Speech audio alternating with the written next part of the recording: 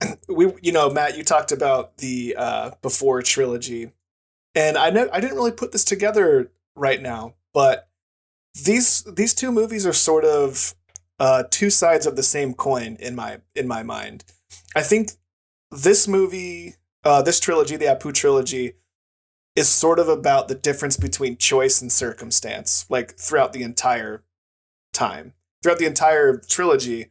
Um, we follow in the first one, we follow the family, and the father makes a choice to go live in the city and send money back and come back when he can, versus the mother who is stuck inside of her circumstance, Yeah. and the children who don't know any better. And the second one, we watch Apu start to have choices offered to him, and his mother is still stuck in a circumstance. And in the third one, he ends up having to make a choice over. Yeah, he chooses to go with his circumstance and be with his son. Versus in Before trilogy, it's all informed by one choice that changes their lives and creates their circumstance. And I think that's really interesting. And I think it's I'm really glad that we watched these two in tandem and back to back, because like I said, I think they're two sides of the same coin. And we get to watch Apu. Is he going to go with what he wants and what he chooses, or is he going to succumb to his circumstance? Yeah. And in the end, he sort of weaves the two together, and he chooses to get married. He had a choice to leave. He made his choice, created his circumstance, and so on and so forth. And it didn't really hit me until I heard you guys talking about it. But yeah, this is ultimately what this entire trilogy is about: is the difference between choice and circumstance and what we do with all of it. And I think. I don't think anything else. That's all I can think. Yeah, that's a really great way to put it. And I think what makes so many of these characters sympathetic is that they eventually make the choice we want them to make, right? The decisions they make aren't tragic. The tragedy, like you're saying, is the circumstance. It's just sort of, it's not Shakespearean in the sense that, Othello kills his wife, and you shouldn't have done that, dude. She's not. She was good. This is on you. It is, the tragedy is something that is a circumstance, and it has a sort of sweetness because there is no villain in any of this, right? There's no one who delivers the tragedy to them. There's no Iago waiting in the wings. Yeah. It is just the way of the world, and these characters, even if they eventually die, these characters seem to, especially Apu, overcome their circumstance. They overcome the tragedy. And that's what's so great about it. And it's kind of, I guess, in terms of genre, much more of a romance, kind of tragic comedy. Because, the tragic comedies, if you think of something like The Winter's Tale, if anybody knows that play. And, well, the Winter's Tale is basically a king thinks his wife, who he loves, cheated on her, and then he orders her killed. She isn't actually killed. She goes into hiding. She disappears for 16 years while he repents because he realized, I screwed up. And then she comes back 16 years later. And it's not a comedy because, in the comedies, things just work out immediately. Like it's just, it's like, oh, this is a problem. Make the problem go away. Okay, we're all fairy dust. That's fine. Whatever. Move on. But with the romance, there's this like cost to recovery. There's this penance you have to pay. And in the case of The Winter's Tale, he has to pay it because he's guilty of something. But in this, it's not a penance they have to pay. Like you're saying, it's the choice you make with the tragedy you've been given. And what makes this so lovely is that there's nobody to choose against, because there's no villain. And the people who have to make the choices towards the end make the right choices, and they become. Every movie ends with somebody becoming, or the group or the family becoming. And it's, it's lovely in that sense. And that ending where you see Chatterjee as Apu holding his son and walking off wherever they're going with that huge smile on his face. And you just, thank God he got over Varna, or, as close as he can. Sure. I think that's great. I mean, part of my takeaway from this too is this last movie is, how much of his growth is just due to other people. I kind of wonder what Apu would have done if Pulu had said, hey, come to this wedding, because Aparna comes into his life and just his apartment starts to look better, like his living conditions start to improve, as often happens when you move in. It's like, oh, this I can do that. I can change these curtains. That's amazing. My house would be bare walls. Yes, exactly. The stuff, the tapestry you can see behind me, the guitars wouldn't be hung up. Like, if it weren't for my partner Alex, my house would just. My TV would be on the floor. Just one mess, lazy boy couch. Yeah. And then TV I live alone and my TV is on the floor unplugged for 4 months. Hey, I'm right there with you, man. Yeah. But I think it just was interesting to see how much growth that he had. I really loved their exchange throughout the movie. They came across very much as equals, which was great. Going back to the first film where the gender roles are just very heavily there and influenced, but here it's like they take turns fanning each other while they're eating, and playing the practical joke where she pops the bag as he comes up the stairs. And I forget what his exact wording is, but when he's trying to get in and, says, let me pass, or she says, I believe to him, right? When he's blocking the doorway, he's like, let me pass. And then later on, he says the same thing. It's like, oh yeah, there's that sarcasm, that kind of like callback humor between them, which shows like we really get to see them like kind of fall in love with each other. And we see his growth, and then obviously tragedy happens and he kind of goes back, as anybody would, he goes back into what he was before.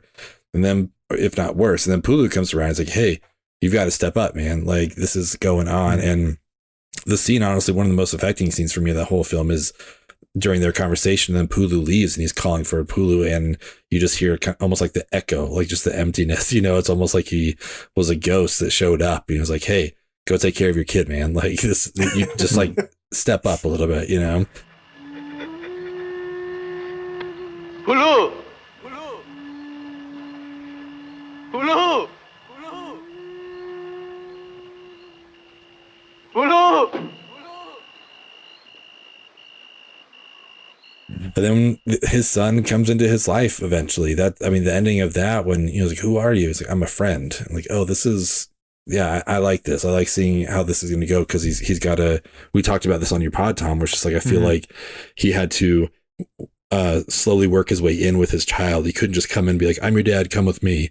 It's like, well, I'm going to build the trust. I'm going to build the friendship and love with him. And I'm just going to start out being his friend, because I think that's the best way that we can connect with each other.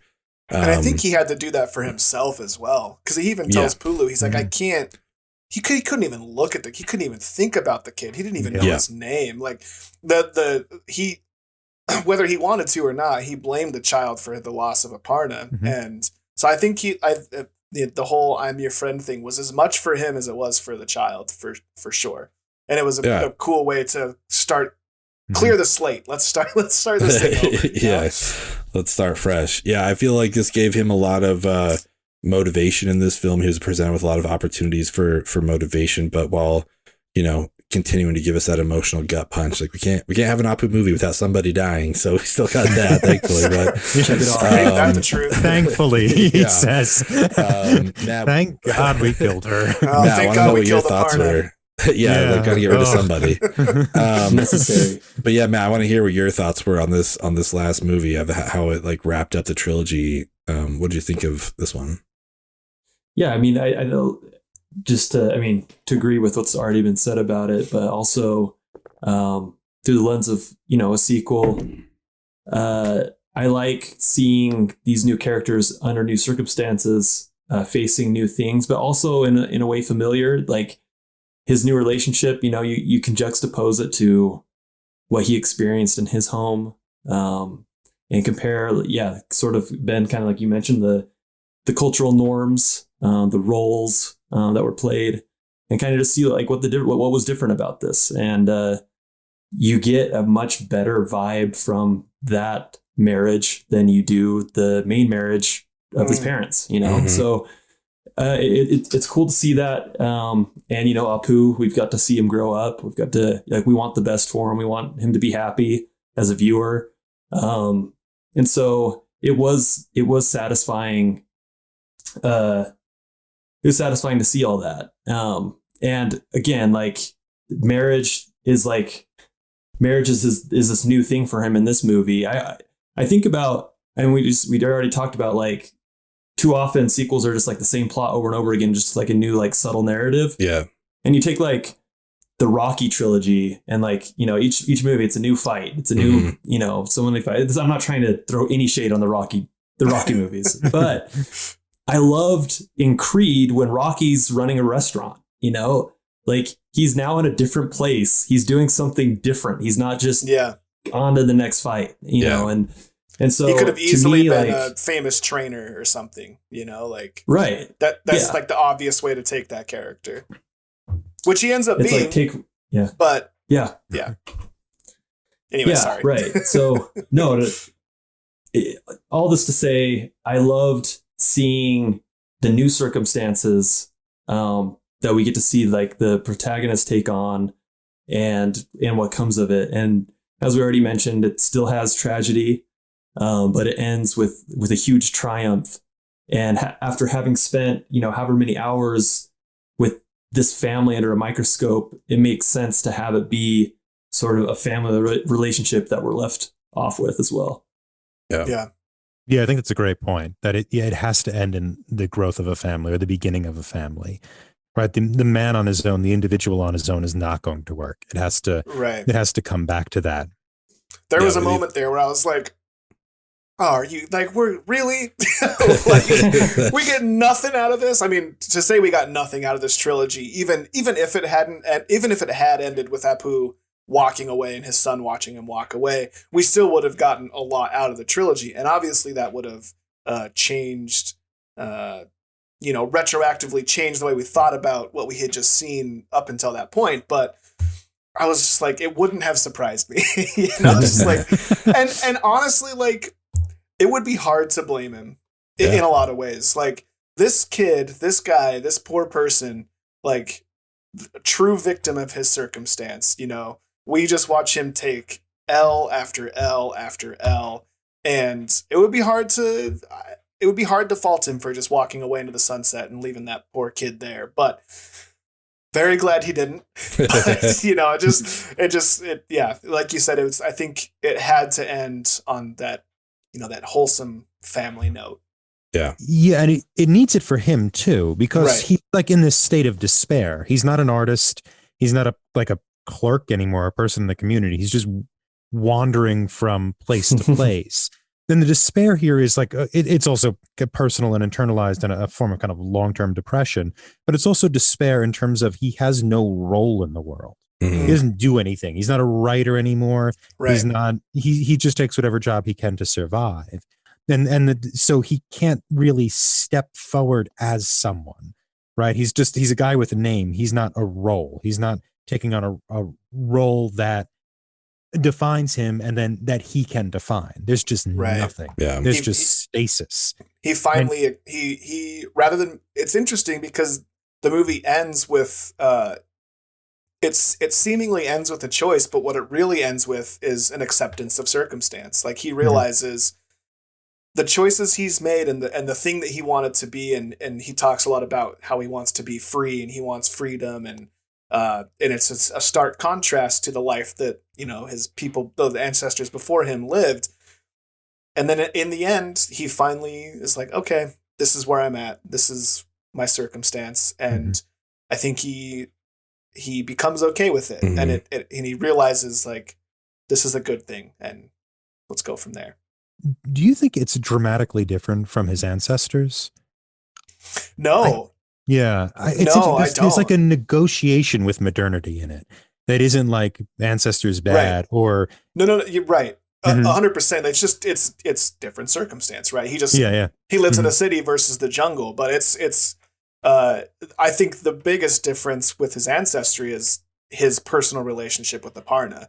Like, we get the sense that his dad, I think he loved his family and he loved his wife, but, you know, he was doing what Apu thought he wanted, right? He was out chasing his dreams and sending money back and visiting the family when he thought it was appropriate.